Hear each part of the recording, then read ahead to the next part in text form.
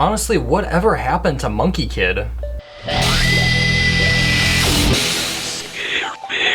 Now, this was already a popular theme within the early 2020s, and I'm pretty sure in like 2024 it actually got canceled, which always begged me kind of the question, like, whatever happened to Monkie Kid? This is the only Lego Monkie Kid set that I ever owned. This amazing little dumpling poly bag right here, and I did get the titular character of the Monkie Kid himself, and you do get a nice little stand, and you get something for him to hold. Now, something I always just never appreciated for the time is like the way that his tail piece can be used is that it can also be able to hold things like that. Now, you gotta kind of balance it a little bit, but I think that was just like such a really cool and unique feature. But even like the stand itself, I think this was one of my favorite polybags of 2023 when I first started this channel, and I never actually got to make a proper review because I thought, hey, there was gonna be more.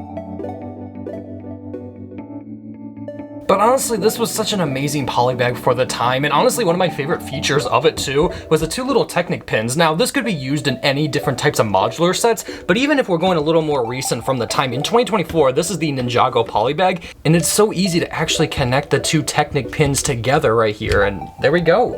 And this was like one of the coolest features for me is because you can combine a lot of these other sets, and honestly, if they made more polybags or just other like put this with modulars, it would work so well. What always stood out to me about the Monkie Kid series was honestly just how intuitive and more creative the builds were in comparison to Ninjago. Ninjago is pretty much like, I would say, like an American kind of shonen, and this was actually more inspired by shonen. In fact, they had a whole series that was more of like an actual anime aesthetic, and from what I've been told, like the anime is actually really amazing. Now, someone who hasn't actually watched the show, I can't really say about the quality myself, but I'm gonna take the word of the people that I do trust and have watched it though.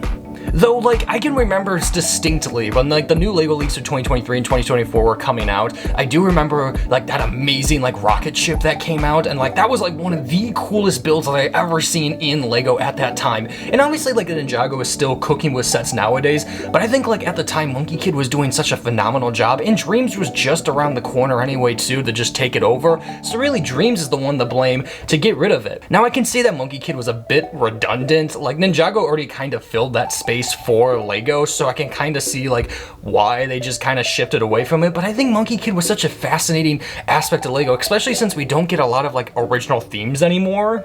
Something to me that was special about Monkie Kid is just like remembering when Lego would just try to experiment and do new things and always just have like wacky, weird like sub themes come out every single year. And like when like Monkie Kid was like one of the only ones besides like Dreams to truly come out, like it just means a little bit more to me in Lego. And now Ninjago is just kind of taking it over since, you know, there's just less Dream sets coming out. But I don't know, like, what do you guys think about all this too? Comment below all this, because honestly, I'm just more surprised of how amazing these detailing are. Like, look at this. In a polybag, you get like side leg printing right there. That doesn't happen. Star Wars doesn't even get that.